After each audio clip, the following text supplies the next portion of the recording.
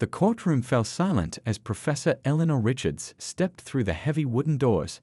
At 72 years old, her eyes still sparkled with the same intelligence that had guided thousands of law students throughout her 40-year career. Today, however, she wasn't dressed in her usual tailored suit. She had rushed straight from giving a guest lecture and wore a simple cardigan over a floral dress, her silver hair pulled back in a modest bun. Eleanor glanced around the municipal courtroom, clutching her handbag tightly. She'd never expected to be here for something as trivial as a parking ticket. The car had been parked just inches over the line when she'd rushed into the university to deliver an emergency lecture after another professor fell ill. Case number 437, Richards versus the city, called the court clerk in a monotone voice. Eleanor approached the bench with the quiet dignity that had become her signature over decades in academia. Judge William Barrett barely looked up from his papers as she stood before him. He was a man in his 50s with cold eyes and a reputation for running his courtroom with an iron fist. "Mrs. Richards," he said, emphasizing the Mrs. with a tone that seemed deliberately dismissive. "You're charged with illegal parking in a restricted zone. How do you plead?" "Your Honor, I'd like to explain the circumstances," Eleanor began, her voice steady but gentle. "I was called in at the last minute, Toe." "I didn't ask for your life story," Judge Barrett interrupted, finally looking up at her with obvious impatience. "This is a simple question, guilty or not guilty." The spectators in the courtroom shifted uncomfortably. Eleanor took a deep breath. "With respect, Your Honor, while I acknowledge parking over the line, there were extenuating circumstances that I believe are relevant to." "Mrs. Richards," the judge cut in again, his voice rising. "You seem confused about how this works. This isn't a debate club. This is my courtroom." Eleanor stood perfectly still, her expression composed despite the judge's growing rudeness. She'd faced hostility before in her long career, but rarely so blatant and unprovoked. "I understand, Your Honor. If I may just briefly explain." Judge Barrett slammed his gavel down. "Enough. Your continued disrespect for this court and its procedures is noted. I find you guilty of the parking violation." A murmur rippled through the courtroom. It was just a parking ticket after all. "Furthermore," the judge continued, "given your obstinate behavior and waste of the court's time, I'm imposing a fine of $10,000. The courtroom erupted in shocked whispers. Eleanor's eyes widened, but she maintained her composure. "Your Honor," she said calmly, "with all due respect, that penalty seems grossly disproportionate to the offense. According to the City Code, Section 14.3, parking violations carry a maximum penalty of—" "Are you attempting to tell me the law?" Judge Barrett's face flushed red. "Another word, and I'll hold you in contempt." An older gentleman in the back row stood up, apparently about to object, but Eleanor supply shook her head at him.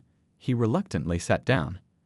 "You have 30 days to pay the fine in full," the judge snapped, already looking down at the papers for the next case. "Next." Eleanor nodded politely, though her hands trembled slightly as she gathered her things. As she turned to leave, the court clerk looked at her with sympathy and whispered, "I'm so sorry, Professor Richards." Judge Barrett's head shot up. "What did you call her?" The clerk froze. "Professor Richards, Your Honor. She's Dr. Eleanor Richards from Langston Law School." The judge's expression flickered briefly with uncertainty. "That's irrelevant. Next case." As Eleanor walked out of the courtroom, her phone buzzed with messages from concerned former students who'd already heard about what happened. Little did Judge Barrett know, the woman he'd just humiliated had written the definitive textbook on judicial ethics that sat, ironically, on a shelf in his very own chambers. The news of Eleanor's outrageous $10,000 fine spread through the courthouse like wildfire. Courthouse staff whispered in hallways and clerks exchanged worried glances. By the time Eleanor reached the payment window, the clerk already knew who she was. "Professor Richards," the young woman said quietly, "I can't believe what just happened in there. Judge Barrett has always been strict, but this—" Her voice trailed off as she pushed the paperwork across the counter. Eleanor smiled gently. "It's all right, dear. This isn't my first encounter with stubborn authority." As Eleanor left the courthouse, her phone rang. It was Thomas, her husband of 45 years. "Eleanor? Are you okay? Patricia from the clerk's office just called me about what happened." News travels fast, Eleanor sighed, her voice betraying her exhaustion. $10,000, Thomas. For a parking ticket. That's insane. Did you tell him who you are? Eleanor paused by a park bench and sat down heavily. That's not how this should work. No one deserves that kind of treatment, regardless of their position. Later that afternoon, Eleanor sat in her modest office at Langston Law School. Despite being one of the most respected legal minds in the country, her office remained simple, filled with books and student papers rather than awards, though those were plentiful too. A knock came at her door. Dean Robertson entered, his face tight with concern. I heard what happened, he said, taking a seat opposite her desk. The whole faculty is talking about it. It shouldn't have happened to anyone, Eleanor replied, organizing papers with trembling hands. But it happened to you, Dean Robertson insisted. The woman who literally wrote the book on judicial ethics. The irony would be amusing if it weren't so infuriating. Eleanor looked up sharply. William, please. I don't want special treatment. It's not about special treatment. It's about justice. He leaned forward. Barrett has a history of this behavior, especially with older folks and people of color. Your case is just the most extreme example. Eleanor's expression changed subtly. You've been tracking his decisions. A group of us have. The patterns are disturbing. She sat back, considering this information. Show me the data. For the next hour, they reviewed documented cases of Judge Barrett's disproportionate sentencing. The evidence was compelling. A clear pattern of bias that couldn't be ignored. This goes beyond my fine, Eleanor said finally. This is systematic injustice. Exactly, Dean Robertson nodded. And you're uniquely positioned to challenge it. That evening, Eleanor sat at her kitchen table, legal pads spread around her as she drafted her appeal. Thomas brought her tea and watched her work with the intensity he recognized from their law school days together. You're not just appealing the fine, are you? He asked, knowing his wife too well. No, Eleanor replied without looking up. This is bigger than me now. The next morning, Judge Barrett strolled into his chambers, confident as always. His clerk stood nervously by his desk, holding a newspaper. What is it? Barrett snapped, handing up his coat. Sir, you might want to see this. She handed him the paper. The headline read, Distinguished Law Professor Appeals Outrageous Fine, Questions Judicial Conduct. Barrett snatched the paper, his face darkening as he read. The article detailed Eleanor's credentials, former dean of Langston Law School, author of the nation's leading textbook on judicial ethics, advisor to Supreme Court nominations, recipient of the Presidential Medal of Freedom for her work on civil rights legislation. Why wasn't I informed who she was? He demanded. The clerk swallowed hard. You didn't ask, sir. And she tried to explain, but get me everything on her case. Now, Barrett barked, loosening his tie as sweat beaded on his forehead. Meanwhile, at the law school, Eleanor's office phone rang constantly. Former students, now judges, legislators, and prominent attorneys, called offering support. Community leaders organized to attend her appeal hearing. Eleanor sat calmly in the storm, methodically building not just her appeal, but a case that might change how justice was administered in their community forever. By mid-morning, the story had spread far beyond the courthouse. Eleanor's phone buzzed constantly with notifications as local community leaders, former students, and legal colleagues expressed their outrage and support. She sat at her kitchen table, sipping tea, when the local news station called. Dr. Richards, would you care to comment on what happened in Judge Barrett's courtroom yesterday? The reporter asked. Eleanor thought carefully before answering. What happened yesterday goes beyond my personal experience. It represents a troubling pattern that affects our entire community, particularly our most vulnerable citizens. Thomas gently squeezed her shoulder as she ended the call. You're turning this into something meaningful, he said with pride. I have to, Eleanor replied. Some people don't have the resources or platform to fight back. Outside Eleanor's modest two-story home, neighbors began gathering. Mrs. Chen from next door brought fresh-baked cookies. Mr. Washington from across the street arrived with his teenage granddaughter who was considering law school. Soon, Eleanor's living room was filled with community members sharing similar stories about their experiences in Judge Barrett's courtroom. He fined my nephew $500 for jaywalking, said Mrs. Johnson, an elderly woman from Eleanor's church choir. The poor boy was just trying to catch his bus to work. My daughter got community service for a broken taillight, added Mr. Patel, who owned the corner grocery store. She couldn't afford to fix it right away because she's paying for college. Eleanor listened carefully, jotting notes as the stories poured in. A pattern emerged: excessive penalties that disproportionately affected elderly residents and people of color in their neighborhood. This isn't just about a parking ticket anymore, Eleanor told the group. This is about accountability in our justice system. By afternoon, a small crowd had gathered outside the courthouse, holding handmade signs calling for judicial fairness. Local TV stations sent camera crews, and social media buzzed with the hashtag Justice for Elena. Inside his chambers, Judge Barrett paced nervously, blinds drawn against the protesters outside. His clerk knocked timidly. "Sir, the Chief Judge would like to see you." Barrett's face flushed. "Tell him I'm preparing for court." He said, "It's urgent, sir." In the Chief Judge's office, Barrett found not only his superior but 2 members of the Judicial Ethics Committee. Their expressions were grave.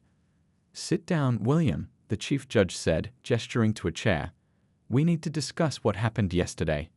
"It was a simple traffic violation," Barrett said defensively. "I was well within my authority." "A $10,000 fine for a parking violation," one committee member interrupted. "That's not authority, that's abuse." The Chief Judge slid a folder across the desk. "We've been monitoring your sentencing patterns for months now. Dr. Richards' case just brought it to public attention." Barrett opened the folder to find statistical analyses of his own court records, showing clear disparities in how he treated different defendants. "This isn't personal," the Chief Judge continued, "but we can't ignore the evidence." Meanwhile, at Langston Law School, a special meeting of the faculty had been called. Professors from every department crowded into the conference room as Dean Robertson outlined what had happened. "Eleanor has always taught us that the law must protect everyone equally," he told the assembled faculty. Now she's living that principle. Professor Chen from Civil Procedure raised her hand. "What can we do to support her?" "I'm organizing a legal team," responded Professor Jackson, who taught appellate advocacy. "Several judges who were Eleanor's former students have already reached out to me." Back at home, Eleanor carefully reviewed her appeal with Thomas.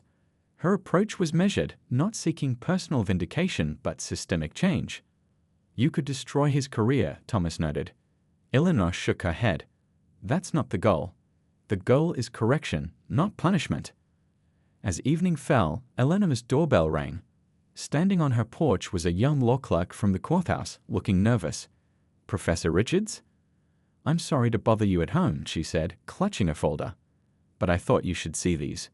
Inside the folder were more case files, dozens of examples where Judge Barrett had imposed similarly harsh sentences on elderly defendants and people of color.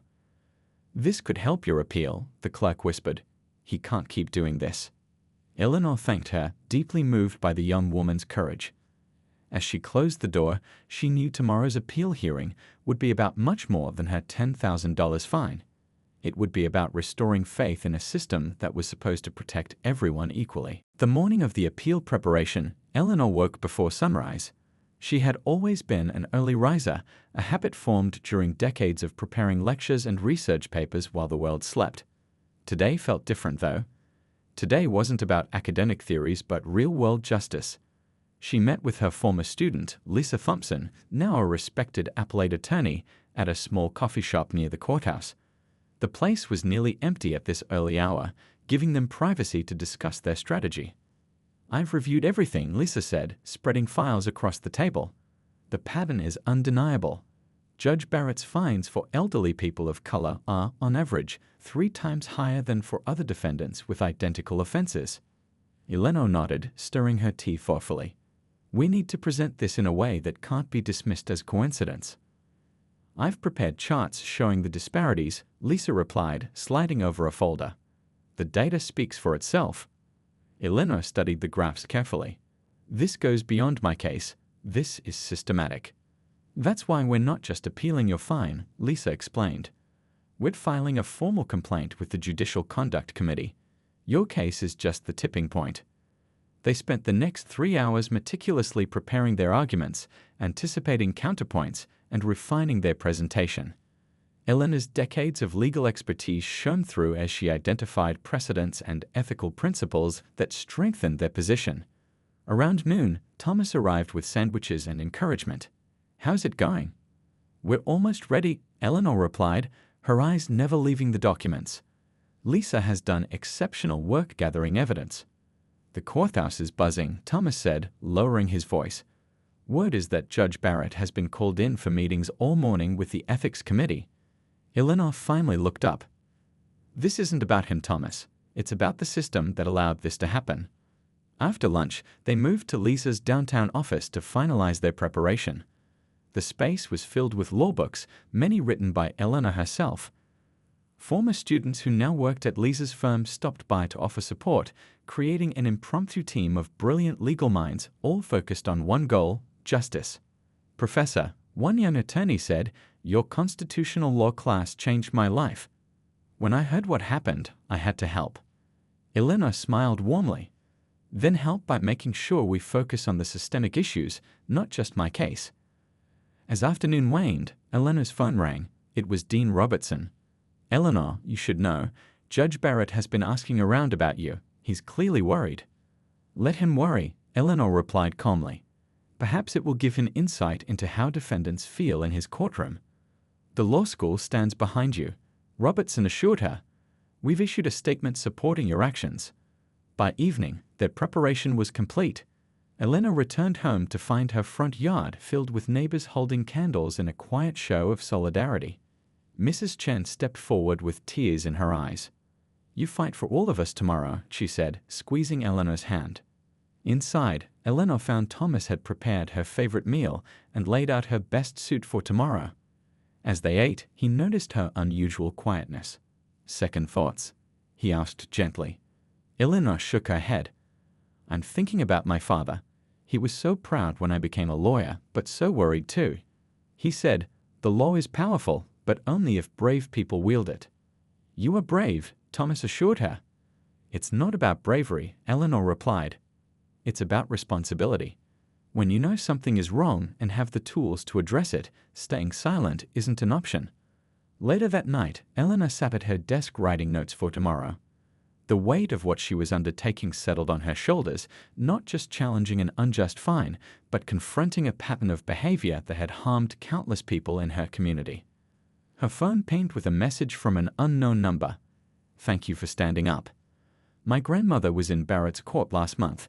She's still paying off her fine for a missing taillight." Messages like this had been coming all day, stories of people affected by Barrett's harsh sentencing, people without Eleanor's resources or platform to fight back. She switched off her lamp and stood at the window, looking out at the quiet street. Tomorrow would be challenging, but she felt ready. This wasn't just about a parking ticket anymore. It was about all the people who had faced injustice without the tools to fight it. "This is why I became a lawyer," she whispered to herself, finally heading to bed. "To make the system work for everyone." Retro. The morning of the appeal hearing dawned bright and clear. Eleanor woke early, methodically preparing herself for the day ahead. She chose her outfit with care, not her usual business attire, but something more significant. From the back of her closet, she pulled out her academic regalia. The flowing black robe with velvet trim and colorful hood that signified her doctoral degree and decades of legal scholarship. "Aren't you sure about this?" Thomas asked, watching from the doorway. "Absolutely," Eleanor replied, adjusting the doctoral hood. "Today isn't about blending in, it's about standing firmly in who I am." As she stepped out of her home, Eleanor was surprised to find a small gathering of neighbors and former students waiting. They'd formed a respectful path to her car, nodding encouragingly as she passed. No words were necessary, their presence said everything. The courthouse steps were crowded with reporters and community members when Eleanor arrived. Cameras flashed and questions flew from all directions, but she moved through the crowd with quiet dignity, her academic robes flowing behind her like a flag of authority. Inside, the appellate courtroom was already packed. Lisa met her at the entrance, raising an eyebrow at the regalia but smiling with approval. "Perfect," she whispered. "Absolutely perfect." They settled at the appellant's table, arranging their documents while the room buzzed with anticipation. At precisely 10 o'clock, a side door opened, and Judge Barrett entered with his legal representative. He looked haggard, with dark circles under his eyes suggesting sleepless nights. His gaze swept the room, stopping abruptly when he spotted Eleanor in her full academic regalia. For a moment, confusion crossed his face, then dawning recognition, followed by a visible paling of his complexion. His attorney leaned over, whispering urgently in his ear as Barrett continued to stare at Eleanor. The bailiff called for all to rise as the 3 appellate judges entered. The chief appellate judge, an older woman with silver hair and sharp eyes, took her seat and looked directly at Eleanor. "Dr. Richards," she said warmly, "it's been too long. Your article on judicial ethics in the Harvard Law Review last spring was exceptional." "Thank you, Your Honor," Eleanor replied with a respectful nod. Judge Barrett shifted uncomfortably in his seat, the reality of his situation becoming increasingly clear. The whispers in the courtroom confirmed what he was slowly realizing. He had severely misjudged not just any elderly woman, but a towering figure in legal education. "Before we begin," the chief judge continued, "I should mention that I had the privilege of using Dr. Richards' textbook during my own legal education. It remains on my shelf to this day as an essential reference." The courtroom fell silent as the weight of these words settled over everyone present. Judge Barrett stared at the table in front of him, unable to meet anyone's eyes. The hearing began with Liza presenting their case, methodically outlining the disproportionate nature of the fine and placing it within the context of a troubling pattern in Judge Barrett's court. Eleanor then rose to address the legal and ethical implications. "Your Honors," she began, her voice steady and clear, "this case represents more than a simple appeal of an excessive fine. It highlights a fundamental question about equal justice under law." For the next 20 minutes, Eleanor delivered what many would later describe as a masterclass in constitutional law and judicial ethics. She cited cases with precision, referenced legal principles with clarity, and connected them to the broader implications for community trust in the legal system. "The integrity of our courts relies not only on correct application of law," she explained, "but on the perception of fairness by all who enter these doors, regardless of age, race, or status." Throughout her presentation, Eleanor never once directly criticized Judge Barrett or mentioned her own credentials. She didn't need to. The contrast between his hasty judgment and her measured expertise spoke volumes. When it was Judge Barrett's attorney's turn to respond, his defense seemed hollow and unprepared. He attempted to justify the fine as within judicial discretion, but his arguments withered under the appellate panel's skeptical questioning. "Are you suggesting," one judge asked, "that a $10,000 fine for a first-time parking violation is proportionate under any reasonable standard?" As the hearing concluded, the chief judge announced they would issue their ruling by day's end, an unusually quick timeframe that signaled the panel's view of the case's merit. Outside the courtroom, reporters swarmed for comments. Elena declined most questions but did offer one statement. "Today isn't about any single case or person," she said. "It's about ensuring that our justice system lives up to its promise for everyone who walks through these doors." As Elena walked down the courthouse steps, she noticed Judge Barrett standing alone by a side entrance, watching her. Their eyes met briefly across the distance, a moment of recognition passing between them. Elena gave a small, dignified nod before continuing on her way, her academic robes catching the sunlight as she descended into the waiting crowd. The appeal hearing room buzzed with anticipation. After lunch recess, Eleanor and Lisa returned to find even more people had squeezed in to witness the proceedings. Law students lined the back wall, notebooks ready, eager to see the legendary Professor Richards in action. The afternoon session would feature Eleanor's full legal argument, what many were already calling the most significant judicial ethics hearing in the county's recent history. Eleanor approached the podium with the same calm confidence she'd shown in lecture halls for decades. The weight of her academic robes seemed to ground her as she arranged her notes. She didn't need them, really. She knew these arguments by heart. But 40 years of teaching had taught her the value of being thoroughly prepared. "Your Honors," she began, her voice clear but gentle, "I appear before you today not just as an appellant seeking relief from an excessive fine, but as someone deeply committed to the principles that form the foundation of our legal system. The three appellate judges leaned forward, their attention undivided. Even the court reporter seemed mesmerized, fingers poised over her machine. The question before us is not simply whether a $10,000 fine for a parking violation is excessive, though I believe the answer to that is self-evident. The real question is whether our courts can fulfill their promise of equal justice when patterns of disparate treatment remain unchallenged. Eleanor moved from behind the podium, addressing the court with the natural ease of someone who had spent a lifetime in such spaces. Consider the evidence before you, she continued, gesturing to the charts and statistics Lisa had introduced earlier. When identical offenses result in dramatically different penalties based on factors such as age and race, we must ask ourselves, is this justice? From his seat at the respondent's table, Judge Barrett shifted uncomfortably. Gone was his usual courtroom arrogance, replaced by a growing awareness of his precarious position. His attorney scribbled notes frantically. "Your Honors, I've taught constitutional law for over 40 years, Eleanor said. And in every first class, I ask my students a simple question: what makes a legal system just? Their answers vary, but they always circle back to one fundamental principle, that the law must apply equally to all." She paused, letting the weight of those words settle across the courtroom.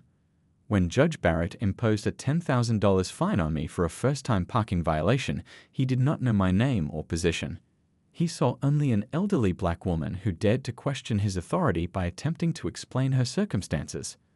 Judge Barrett's face flushed red at these words, but he remained silent. The data before you shows this was not an isolated incident. It represents a troubling pattern of disproportionate penalties imposed on certain groups. Elena gestured toward the gallery where community members nodded in silent agreement. Each excessive fine represents a rent payment that couldn't be made, medication that couldn't be purchased, or a grandchild's tuition payment that had to be delayed. The chief appellate judge removed her glasses, rubbing the bridge of her nose as she absorbed Eleanor's words. "I do not stand here seeking personal vindication," Eleanor continued. "I stand here because our justice system cannot function without public trust, and that trust erodes each time a citizen leaves a courtroom feeling that they were judged not by their actions, but by their appearance." As Eleanor moved through her legal arguments, citing precedents and ethical guidelines with flawless precision, whispers rippled through the gallery. Law students frantically took notes, witnessing a masterclass in appellate advocacy. Even Judge Barrett's attorney had stopped writing, clearly recognizing the futility of his position. Justice Douglas once wrote that the right to be heard doesn't guarantee that one's ideas will be accepted, but it does guarantee that one's dignity as a human being will be respected, Eleanor quoted. In Judge Barrett's courtroom, that dignity was denied, not just to me, but to countless others who lacked the resources to appeal. When Eleanor finally concluded, the courtroom remained silent for several heartbeats, as if no one wanted to break the spell her words had cast. The chief judge cleared her throat. "Thank you, Dr. Richards. Does the respondent wish to present a rebuttal?" Judge Barrett conferred briefly with his attorney, who then stood. "Your Honor, given the compelling evidence presented, we wish to acknowledge the disproportionate nature of the fine and concede the appeal." His voice was barely audible in the stunned courtroom. A murmur swept through the gallery as the chief judge raised her eyebrows. "In that case, we'll take a brief recess to consider our ruling." She looked directly at Eleanor. "And Dr. Richards, may I say it has been an honor to hear your argument today. Some of us still have much to learn from you." As the judges filed out, the courtroom erupted in hushed conversations. Judge Barrett sat motionless, staring at his hands, while Eleanor gathered her notes with the same methodical precision she applied to everything. The contrast between them couldn't have been more stark, one representing unchecked authority, the other embodying the thoughtful application of justice principles she had spent a lifetime teaching. Lisa leaned over to Eleanor, squeezing her hand. "That was magnificent," she whispered. "You didn't just win a case today. You taught a lesson that everyone in this room will remember." Eleanor's eyes swept the packed courtroom, taking in the community members, former students, and young law students watching her with admiration. "Then perhaps," she replied softly, "some good has come from this after all." The appellate court reconvened after just 30 minutes, an unusually brief deliberation that spoke volumes. The packed courtroom fell silent as the three judges filed in, their expressions solemn. The chief judge adjusted her microphone and looked directly at Eleanor. "This court rarely issues rulings from the bench," she began, "but the circumstances of this case warrant immediate action." Eleanor sat perfectly still, her hands folded calmly on the table before her. Beside her, Lisa held her breath. In the gallery behind them, Thomas leaned forward, his eyes never leaving his wife's composed figure. "We find unanimously that the $10,000 fine imposed by Judge Barrett constitutes an egregious overreach of judicial discretion and a failure to observe fundamental principles of proportionality," the chief judge announced, her voice clear and firm. "The fine is hereby vacated in its entirety." A collective sigh of relief swept through the courtroom, but the chief judge raised her hand, indicating she wasn't finished. However, the issues raised in this hearing extend beyond this single case. Her gaze shifted to Judge Barrett, who seemed to shrink in his seat. "Based on the statistical evidence presented and the troubling pattern it reveals, this court is ordering a comprehensive review of sentencing practices in Judge Barrett's courtroom over the past 3 years." Murmurs rippled through the gallery. The chief judge continued, her tone leaving no room for argument. "Furthermore, we are mandating that Judge Barrett complete additional judicial training on bias recognition and ethical conduct. This training must be completed within 60 days, and Judge Barrett's cases will be subject to heightened review during a 6-month probationary period." Judge Barrett stared at the table, his face flushed with humiliation.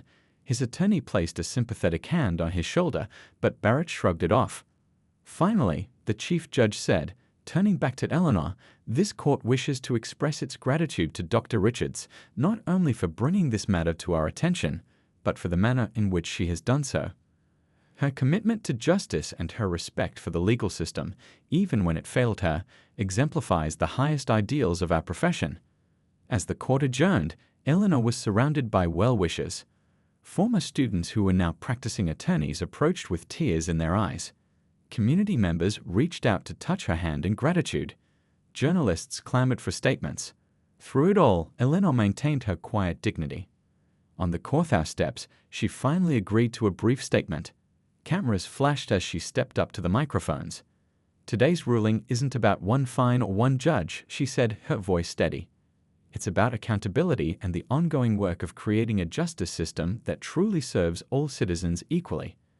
This is not a victory for me personally, but a reaffirmation of principles that benefit our entire community." A reporter called out, "Dr. Richards, will you be seeking Judge Barrett's removal from the bench?" Eleanor shook her head firmly. "No. Reform is more valuable than retribution.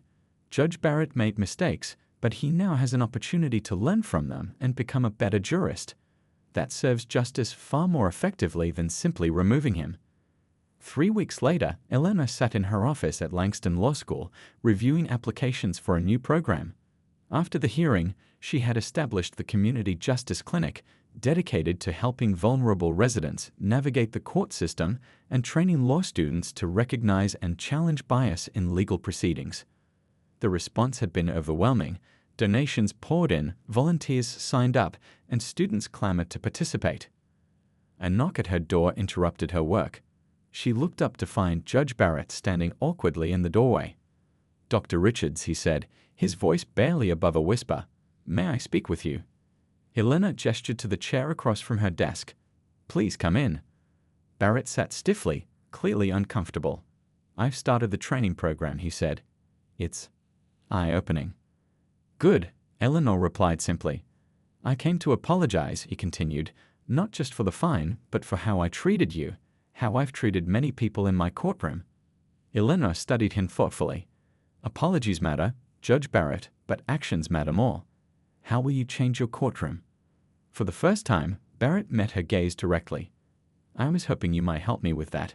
Your clinic, I'd like to learn from it." A slow smile spread across Eleanor's face. "Well then," she said, pulling out a folder, "let's begin." Outside her window, students crossed the campus lawn, unaware of the small moment of healing taking place in the professor's office, a moment that represented what Eleanor had always taught, that justice, at its best, transforms both the system and the people within it.